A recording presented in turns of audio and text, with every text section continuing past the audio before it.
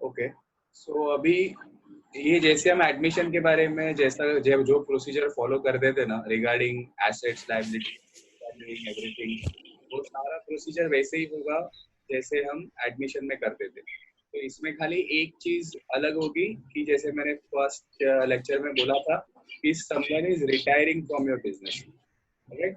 तो कोई अगर बिजनेस छोड़ के जा रहा है तो हमें उसका जो भी बैलेंसेस ड्यू है, हमें उसको जितना भी उसका हक है बिजनेस में, जितना भी उसका पैसा बनता है, वो सब कुछ हमें उसे देना है वो पार्टनर को। तो इस पे ध्यान देना है। तो यहाँ पे वो नहीं देखना है कि when someone comes into the business तो हम उससे क्या क्या कॉन्ट्रीब्यूशंस मांगते हैं, वो सब नहीं सोचना है। हमें सोचना है कि कितना पे करना पड़ेगा। ओके, तो जैसा हम वहां पे फॉलो करते थे वैसे बेसिक प्रोसीजर्स देखो, बैलेंस शीट में देख सकते हो। उनका ओपनिंग कैपिटल दिया हुआ है, दैट इज तीनों के पास इतना कैपिटल है, एंड उनका रेशियो भी दिया हुआ है। देखो 3:3:3 is nothing but तीनों इक्वल पार्टनर्स है। We can call it 1:1:1 also. तो basically they are equal partners. उनके कैपिटल्स दिए हुए 28,700 वैशाली का, माधुरी का 31,800 एंड मानसी का 30,000। ऑलराइट, फिर उनके पास एक रिजर्व है 12,000 का। ये रिजर्व हम तीनों में डिस्ट्रीब्यूट कर देंगे। जैसे एडमिशन में वो दो एग्जिस्टिंग पार्टनर्स में डिस्ट्रीब्यूट होता था, यहाँ पे तीनों में डिस्ट्रीब्यूट होगा। Okay, then they even have asset side पे देखो, उनके पास यहाँ पे भी एक रिजर्व है, प्रॉफिट एंड लॉस अकाउंट दिया हुआ है ना। तो बेसिकली ये उनका एक नेगेटिव रिजर्व है। ये लाइबिलिटी में जो हमने किया हुआ है, ये जनरल रिजर्व हमने प्रॉफिट से अक्यूमुलेट किया हुआ है, तो हमने रिजर्व बनाया हुआ है। एसेट साइड पे जब प्रॉफिट एंड लॉस लिखा हुआ है, इसका मतलब ये नेगेटिव रिजर्व है, दैट इज इसको एक तरीके से तुम लॉस भी कंसिडर। तो ये रिजर्व भी हमें उनको डिस्ट्रीब्यूट करना पड़ेगा जैसे हम general reserve distribute. Basic procedure में फॉलो करता हूँ, दैट इज कैपिटल पहले देखेंगे, कैश अकाउंट देख लेंगे, एंड रिजर्व्स देख लेते हैं क्या क्या है। तो पहले मैं कैपिटल डिस्ट्रीब्यूट कर देता हूँ, दैट इज ओपन कर देता हूँ capital account Vaishali, Madhuri and Mansi का। So same procedure, let's just open this.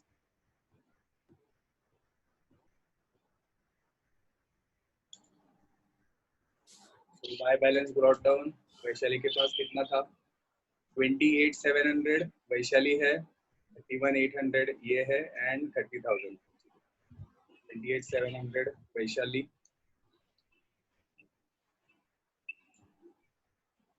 उसका कितना था 31,800 एंड 31,800 एंड इसका 30 था ना, दैट इज 30।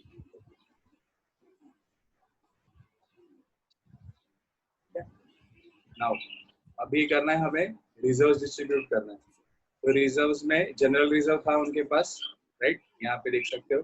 ये जनरल रिजर्व डिस्ट्रीब्यूट करते हैं, 12,000 है, इक्वल पार्टनर्स है। तो अभी हमें तीनों पार्टनर्स में इसको डिस्ट्रीब्यूट करना है, क्योंकि तीनों जन इसमें काम कर रहे हैं बिजनेस में, और वैशाली छोड़ के जा रही है। ठीक है, तो पहले तो हम जो जो रिजर्व है सब में डिस्ट्रीब्यूट करते हैं। 12,000 रिजर्व है, तो उसको मैं इक्वली डिस्ट्रीब्यूट कर देता हूँ तीनों में।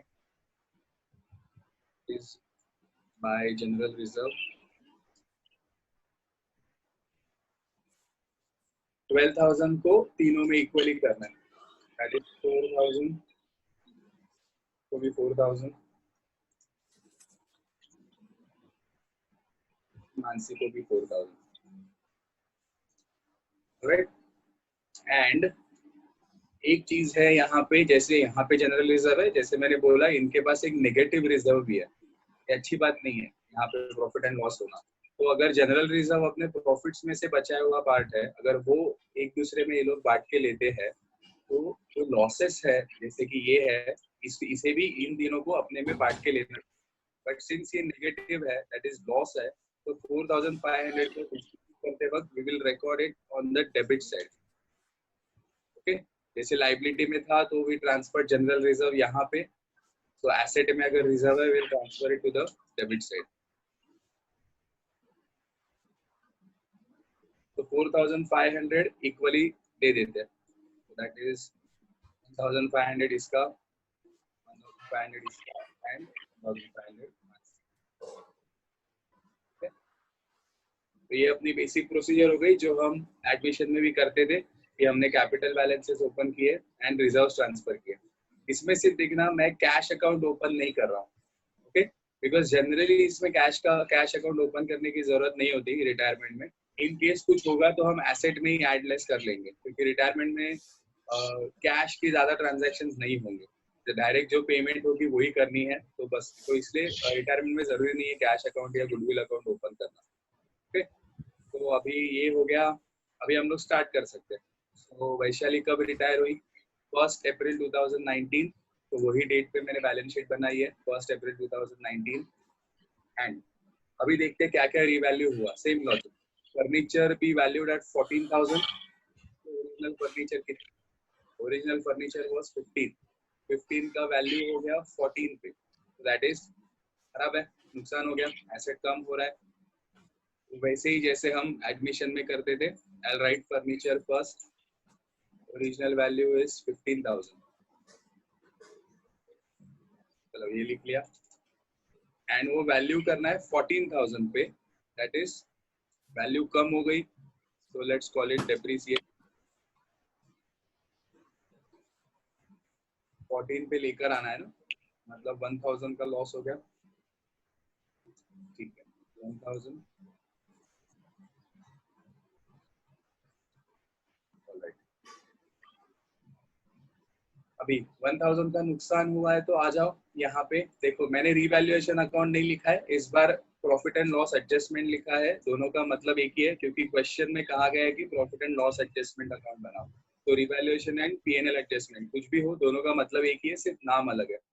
सो ये फर्नीचर में हमें 1,000 का लॉस हुआ है, तो मैं डेबिट में रिकॉर्ड कर देता हूँ, फर्नीचर 1,000, ओके, वैसे एक एक करते जाते हैं। देन मशीनरी 38,000, ओरिजिनल मशीन ढूंढो, ओरिजिनल इज 40, वो हो गया 38, वैल्यू कम हो गई, और एक नुकसान,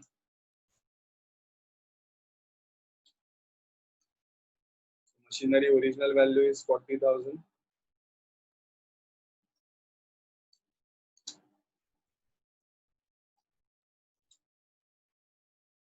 इसको डेप्रिसिएशन लिखना जरूरी नहीं है, you can also call it revaluation also, पर अभी मैंने फर्नीचर के केस में वैसा लिखा है, इसलिए इससे इधर भी डेप्रिसिएशन लिखा हो, you can call it revaluation, उसका फर्क नहीं पड़ेगा। तो उनको 38 पे लाना था, तो मैंने 2,000 माइनस कर दिया, ओके, तो 2,000 अगर एसेट से जा रहा है, गलत बात है, नुकसान है फिर से,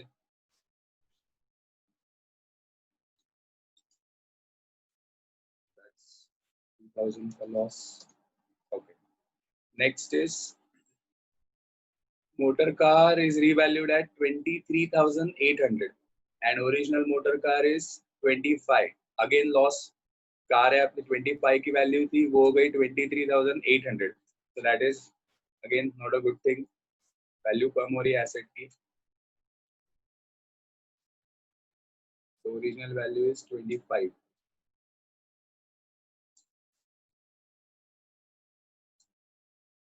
23,800 पे लेकर आए ना, ठीक है, तो नुकसान हो गया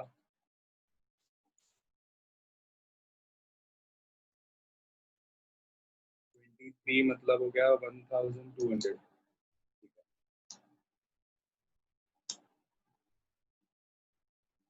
so ये हो गया 23,800, again this is a loss, same procedure, P&L adjustment में जाओ, मोटर कार,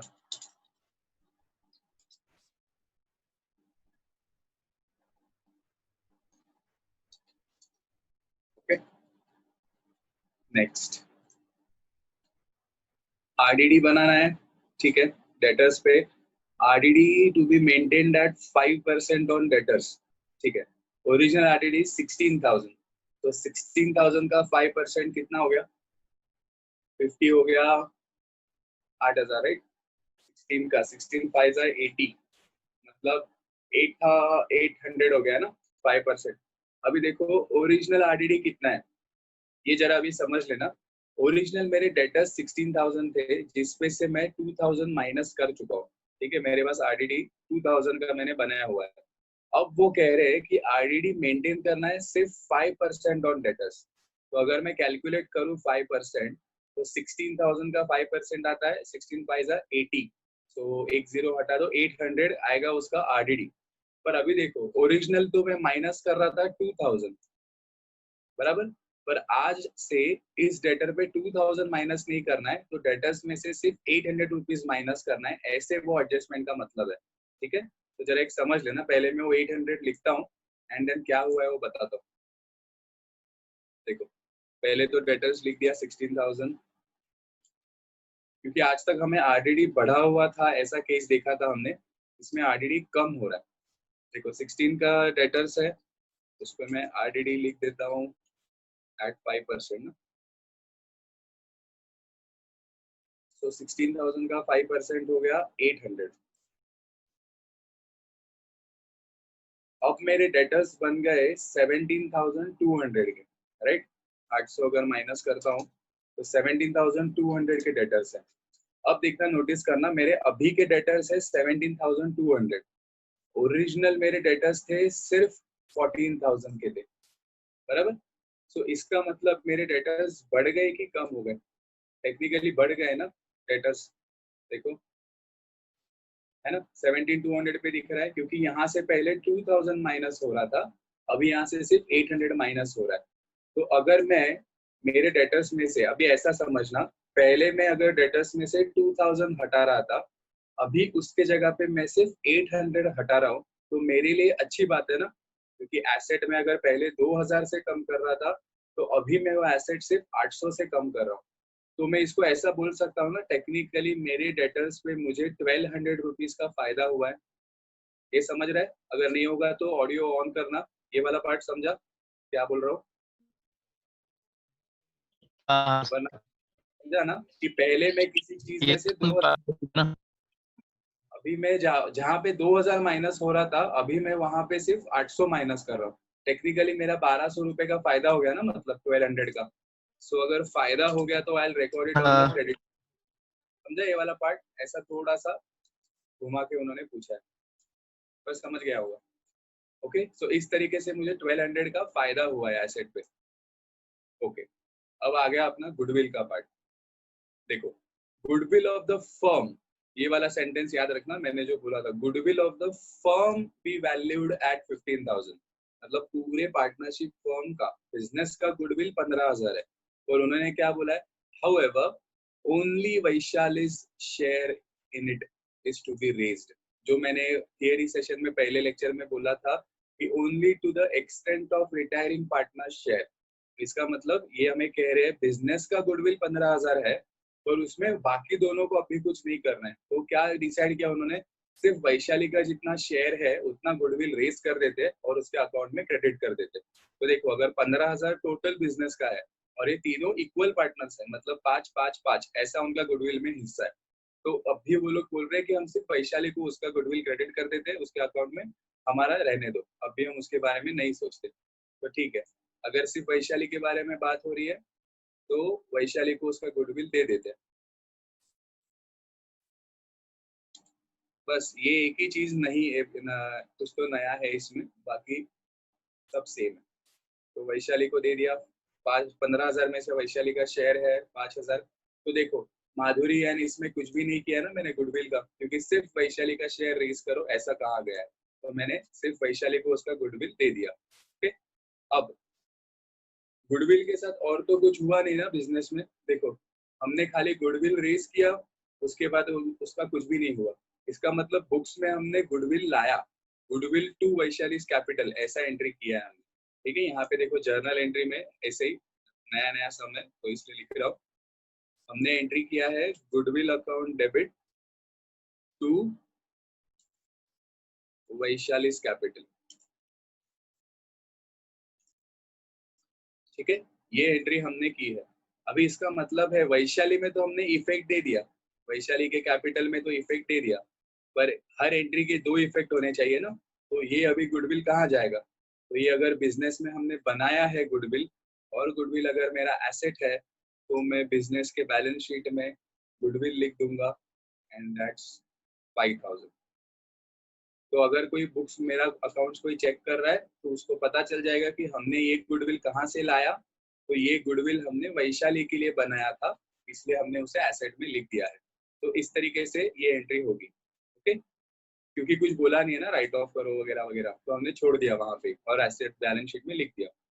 नेक्स्ट उन्होंने कहा है, देखो सारे एडजस्टमेंट्स हो गए, अब वो कह रहे a part payment. A part payment मतलब कुछ हिस्सा।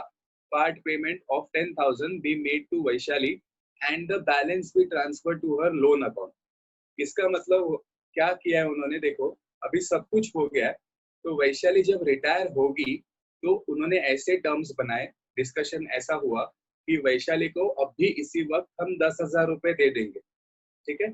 उसके बाद जो भी बचता है, अगर वैशाली को और भी कुछ देना है तो हम ऐसा तो हम ऐसा कर देंगे कि वैशाली का एक लोन अकाउंट बना देते हैं और उसको बैलेंस शीट में लाइबिलिटी में लिख देते हैं। ये जो लिखा है ना, Vaishali and balance be transfer to her loan account, ये जब मैं एंट्री करूंगा तुमको ज्यादा अच्छे से समझेगा क्या है। पर पहले जो बेसिक पार्ट है वो कर लेते हैं। वैशाली ने क्या बोला है, 10,000 एक पार्ट पेमेंट कर दो, मतलब ऑन द स्पॉट, पार्टनरशिप छोड़ते वक्त 10,000 रुपए दे दो, ठीक है। अभी अगर 10,000 रुपए दे रहा हूँ उसको, इसका मतलब देखो मैं यहाँ पे पहले लिख देता हूँ, कैश, ओरिजिनल कैश था मेरा 19,500, ठीक है। ये तुम देख सकते हो यहाँ पे क्वेश्चन में, देखो मेरे पास बिजनेस में ऑलरेडी 19,500 अपने कैश है, उसमें से वैशाली को देना है, मतलब मेरा कैश कम हो गया ना, तो वैशाली को दे दो, पेड टू वैशाली।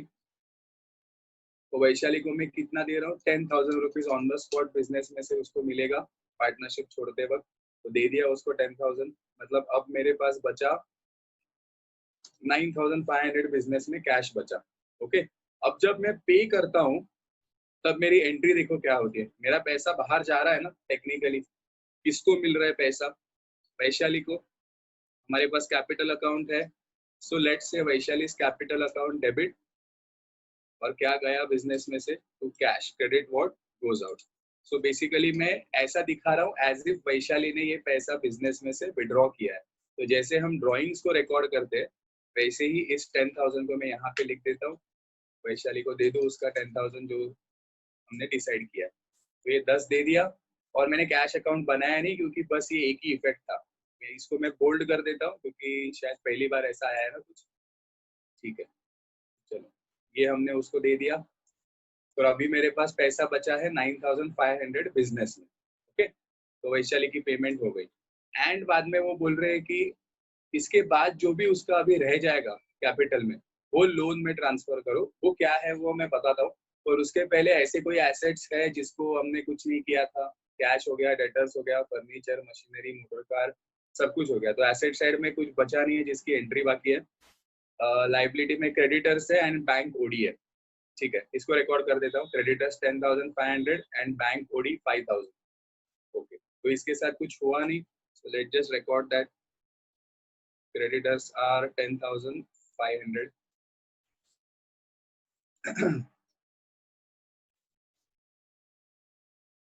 तो अगर कुछ एंट्री नहीं है तो लिख देता हूँ।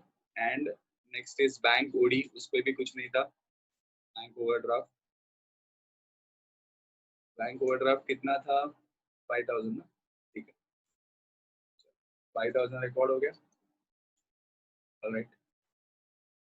सो कुछ बचा नहीं है, हो गया, done done, liability over, asset over, ठीक है, क्लियर। अब एक ही बचा बस, अपना प्रॉफिट या लॉस हुआ है वो देख लेते हैं क्या हुआ है ये केस में। So clearly it is visible that debit side is heavier, ठीक है। तो चलो रिकॉर्ड कर देता हूँ, डेबिट साइड में 3,200 और 1,000, तो डेबिट साइड इज 4,200, ठीक है।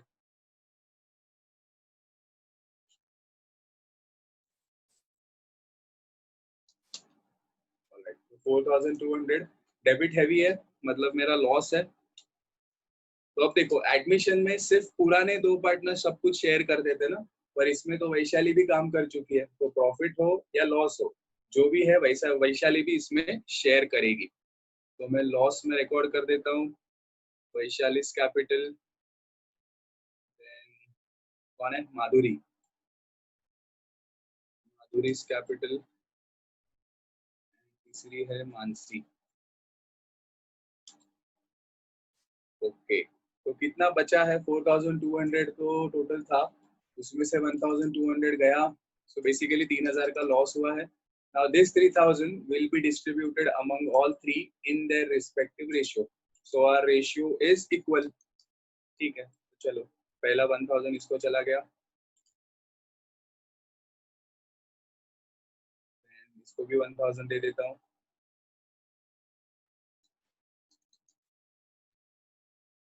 ये बंदे का 1000, सी का 1000. ठीक है, ऑलराइट. तो ये लॉस है, ट्रांसफर कर दो पार्टनर्स कैपिटल में. तो खाली हम रिवैल्यूएशन नहीं लिख रहे क्योंकि सब में प्रॉफिट एंड लॉस एडजस्टमेंट बोला है, तो यहाँ पे भी मैं प्रॉफिट एंड लॉस एडजस्टमेंट बोलूंगा.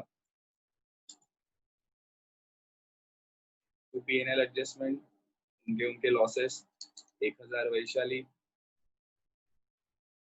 देन अगेन 1000 इसका एंड 1000 मानसी का. हो गया. ओके, तो सब कुछ ओवर.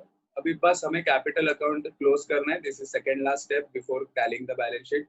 सो अब देखो वैशाली को सिर्फ छोड़ दो, वरना चलो पहले वैशाली को क्लोज कर दे क्योंकि वो रिटायर हो रही है ना. अभी कैसे क्लोज होना करना है देखो. देखो मैं पहले वैशाली को क्लोज करता हूँ. Vaishali is 28,700 and 9,000, that is 37,700. 37,700. Okay, 5 and 4 9 28 बराबर, यहाँ पे लिख दिया. अब ये जो है थोड़ा सा और एक नया एंट्री आ गया. देखो उन्होंने जो कहा था ना कि 10,000 दे दो वैशाली को, यहाँ पे हमने पहले वो 10,000 दे दिए जो उन्होंने कहा था. देन उन्होंने कहा है उसके बाद जो भी वैशाली का बैलेंस बचेगा, बैलेंस वर्ड है ना, जो भी बैलेंस बचेगा ये उसके लोन अकाउंट में डाल दो. ठीक है, तो ये अभी कैसे होगा देखो. तो लोन अकाउंट लिख देता हूँ.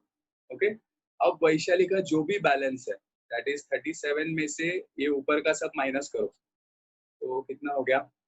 12,500 है ना, ये 12,500. तो 25,200 हो गया डिफरेंस, राइट है. 12,500 ना, 25,700 500 बराबर. सो देखो इसका मतलब क्या है, ये जब 25,200 में लिख रहा हूँ ना, अभी देखो 10,000 वैशाली ने डायरेक्ट ले लिए. अभी उसके बाद ये 25,200 भी वैशाली के ही है. पर बिजनेस में क्या डिस्कशन हुआ कि वैशाली तुम्हारा सब अकाउंट हम देखते हैं, कितना तुम्हारा कितना लेना बनता है बिजनेस में से, तो इतना अभी अभी भी वैशाली ने हमसे लेना बनता है. तो अब वैशाली ने हमसे 25,200 लेना है, पर हम क्या करेंगे, ऑन द स्पॉट अभी उसे पैसे नहीं देंगे. हम बोलेंगे अभी नहीं दे रहे तुमको, एक काम करते हैं, हम तुम्हारा जितना भी पैसा बचा है ना उसको लिख देते हैं एज लोन.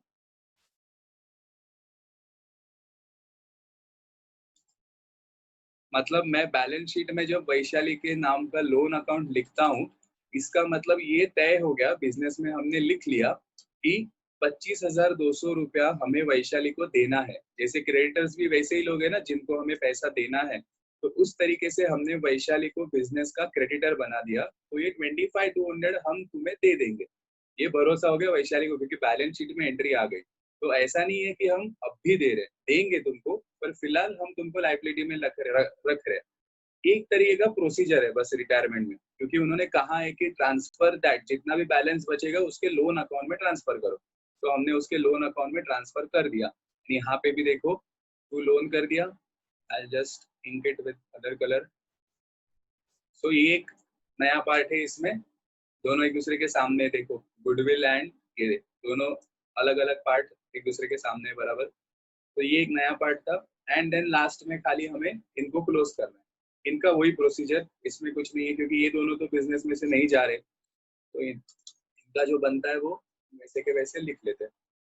That is 34,000.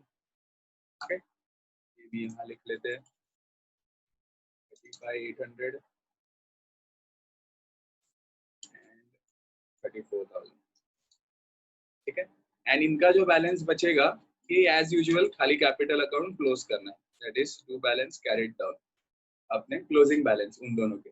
सो अब इसमें कितना बचा माधुरी में 2500 गया ना, दैट इज 33,800 एंड 33,300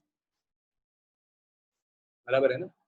2000 गया तो 35,800 और 500 निकालो, ठीक है 33,800 एंड सेम वे में यहाँ पे भी 2500 गया दैट इज 31,500। तो इन दोनों के इतने कैपिटल्स है रिटायरमेंट के बाद। मैं यहाँ पे उनके कैपिटल्स लिख देता हूँ, दैट इज वैशाली's कैपिटल। तो वैशाली मैडम के पास कितने, सॉरी वैशाली तो चली गई ना, वैशाली नहीं, ये कौन है माधुरी। तो चलो माधुरी का कैपिटल, माधुरी के पास है 33,300 एंड दूसरी है मानसी,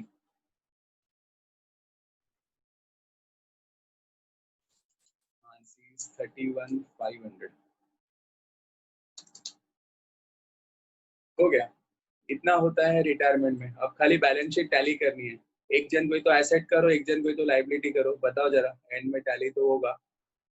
700 1000 हो रहा है ना पीछे,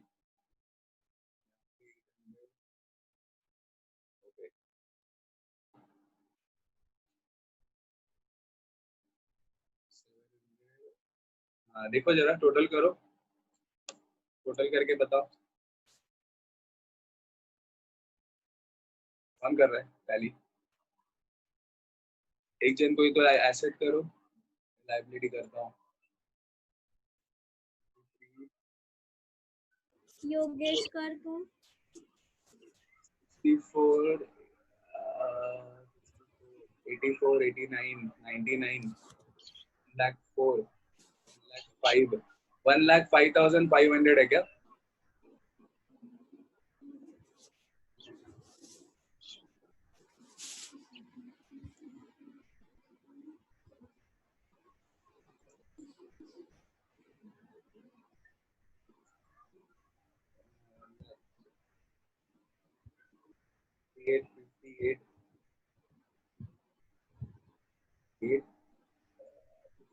कितना है टोटल। एक मिनट।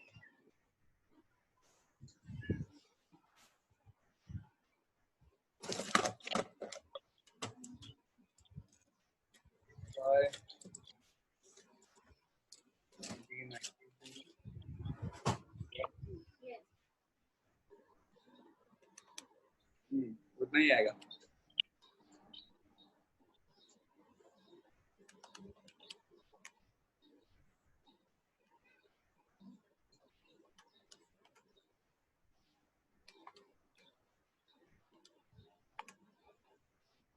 ऊपर का कैपिटल वगैरह सब राइट है ना।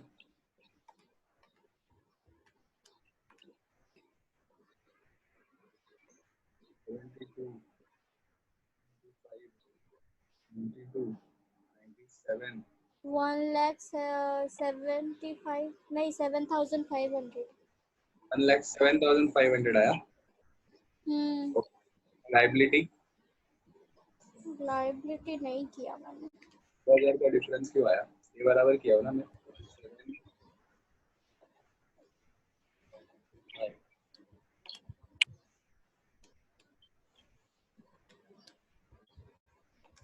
भाई 800 में से 2 जगह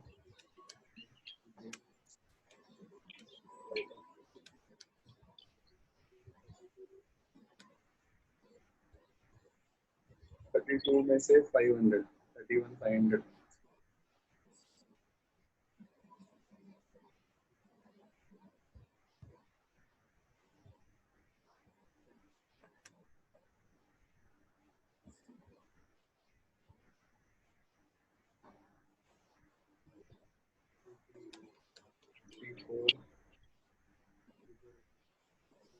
लाइबिलिटी तो 20,000 हो रहा है। क्या 25 30 40 40 और 60 1 लाख सॉरी सॉरी 1 लाख और 4,000, 1,04,000, हाँ जाएगा। 1,07,500 ही आएगा शायद लाइबिलिटी पे। 33, 64, 84, 89, 99, 1,04,000, 1,04,000, 1,05,000। 2,000 से कम क्यों आ रहा है? कुछ रह गया क्या?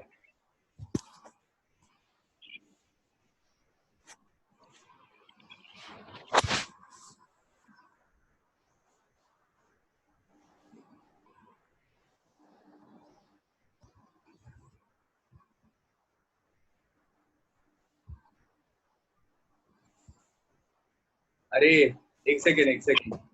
1,05,000 ही आएगा। एक मिस्टेक हो गया। वो 15,200 का डेटर्स मैंने 17,200 लिख दिया था।